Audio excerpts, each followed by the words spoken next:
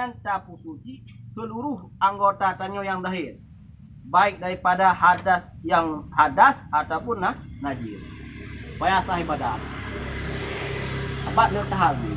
Namanya tanyo suci nya baru sah ibadat. Tapi untuk wudu anak suci anak pu. Amal ayo mono, tanyo dia tato anak zae. Tahu wudu aja. Sah wudu, sah. Tapi me kali tanah sembahyang nak pun dia sah. Entah. Makanya tahap yang pertama bersuci dengan hadas lepun, yang untuk ibadat, sembahyang ataupun baca Quran kan sunat untuk tamat Quran. Dengan tamat Quran yang mesti suci daripada hadas kecil.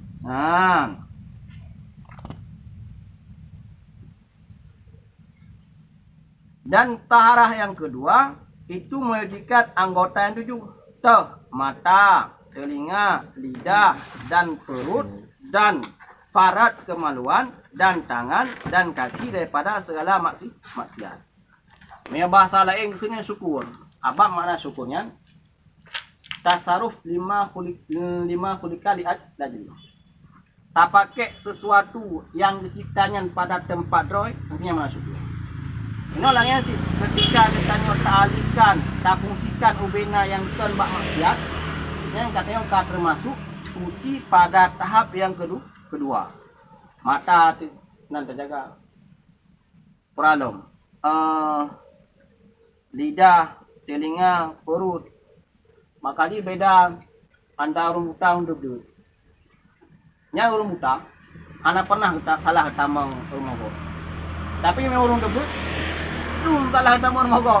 Hai pencuri no kan kau duduk, yang kau duduk macam mana rumah kau. Bahkan memang orang butanya, menyeka lewat tidak taintat kenyang kalewat, nyo kalewat mulu, di pedang dong ini. Itu pun, tapi memang orang duduk lantai. Saya melihat yang kedua, nyo suci mata, telinga, lidah, dan perut. Apa perutnya pun ada yang harusnya sangat fatal.